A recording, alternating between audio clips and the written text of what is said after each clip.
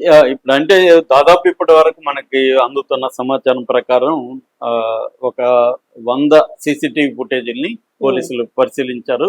అట్లాగే 200 మందికి పైగా విచారించారు. ఎందుకంటే ఆ టైంలో ప్లాట్ఫామ్స్ మీద ఉన్నవాళ్ళు, రైల్వే స్టేషన్లో ఉన్నవాళ్ళని అందరినీ కూడా వాళ్ళు మ్యాక్సిమం విచారించారు.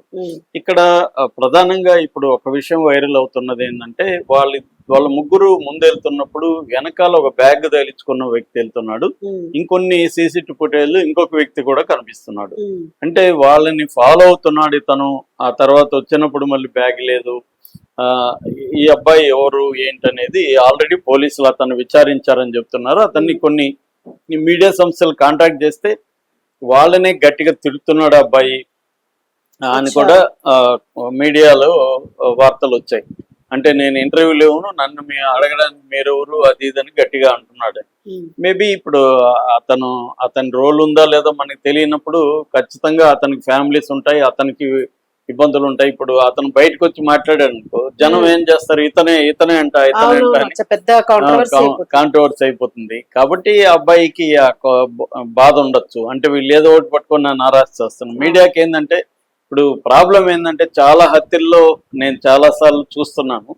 హత్యలు జరిగినప్పుడు పోలీసులు విత్ ఇన్ 1 వీక్ లేదా 3-4 డేస్ లోపల చెప్పకపోతే విషయాల్ని రకరకాల ఊహాగానాలు వస్తాయి. వాళ్ళు కనీసం ఏదో ఒక పెట్టుకొని ఇప్పటి వరకు జరిగింది ఇది, ఇప్పటి వరకు ఈ ఫుటేజ్ ఉంది, ఇప్పటి వరకు ఇది ఉంది అనే సమాధానాలు చెప్పేయాలి పోలీసులు. వాళ్ళు చెప్పట్లేదు. ఎందుకంటే వాళ్ళకి ఏంటంటే సమగ్రమైన సమాచారం వచ్చినాక ముఖ్యంగా ఎఫ్ఎస్ఎల్ రిపోర్ట్లు రావాలి. ఎందుకంటే ఫోను, తర్వాత ల్యాప్టాప్, ఇతని ఫోను, భర్త ఫోను ఇవన్నీ తీసుకున్నారు. వాటినంతా ఇప్పుడు ఇక్కడ వాళ్ళు ఈ లోకల్ పోలీస్ స్టేషన్లో చేయలేరు. ఇప్పుడు మనకు ప్రాబ్లం ఏమంటే ఇండియాలో పోలీస్ స్టేషన్లు తక్కువ, సైబర్ క్రైమ్కి సైబర్ లేవు, స్టాఫ్ లేరు. రెండోది ఎఫ్ఎస్ఎల్, ప్రతి జిల్లాకి 2 ఎఫ్ఎస్ఎల్ అంటే ఫోరెన్సిక్ సైన్స్ ల్యాబ్లు జిల్లాకి 2 పెట్టాలని బిఎన్ఎస్ చట్టంలో చెప్పారు. కానీ అది 5 ఏళ్ళు టైం పెట్టుకున్నారు.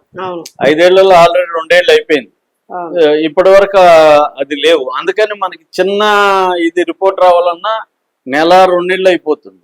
ఈ 1-2 నెలల్లో రకరకాల ఊహాగానాలు వచ్చేస్తాయి. ఇప్పుడు మనకి అక్కడ అదేంటి ప్రొద్దుటూరులో జరిగిన హత్యది ఇప్పటి వరకు తేలలేదు ఆ అమ్మాయి విషయం.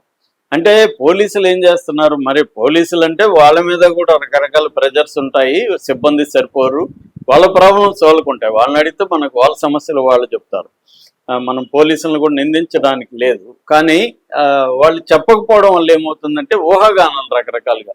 మీడియా ఇప్పుడు ఎలా ఉందంటే ఏదన్నా ఒక విషయం దొరికితే దాని చుట్టూ ఇన్వెస్టిగేషన్ వీళ్ళే చేయాల్సిన పరిస్థితి ఏర్పడింది. ఎందుకంటే పోలీసులు త్వరగా చెప్పట్లేదు కాబట్టి. సో అందుకని పోలీసులు డీటెయిల్ గా కూర్చొని మొత్తం ఇప్పటివరకు ఇన్వెస్టిగేషన్ ఏం చేశాము, ఇప్పటివరకు ఏమేమి తేలింది, ఇంకేమేమి తెలియాల్సి ఉంది, ఇవి కానీ చెప్పేస్తే ఊహాగానాలు ఉండవు. సో ఇప్పుడు ఏం జరుగుతుందంటే అసలు వాళ్ళది ఆత్మహత్య కాదు, హత్య, వాళ్ళు ఇద్దరే చేశారన్న ఊహాగానాలు పెరిగాయి. ఆ ఇద్దరిలో లక్కీగా అబ్బాయి ముఖం సరిగా కనబడలేదు, లేకపోతే అబ్బాయిని కూడా పట్టుకొని అబ్బాయి డీటెయిల్స్ కూడా వచ్చేసేవి. అప్పటి వరకు రాలేదు. ఇంకొక అతను అయితే డీటెయిల్స్ అసలు కనబడలేదు. సో ఇద్దరు వ్యక్తుల మీద అనుమానం ఉందనేది పోలీసులు.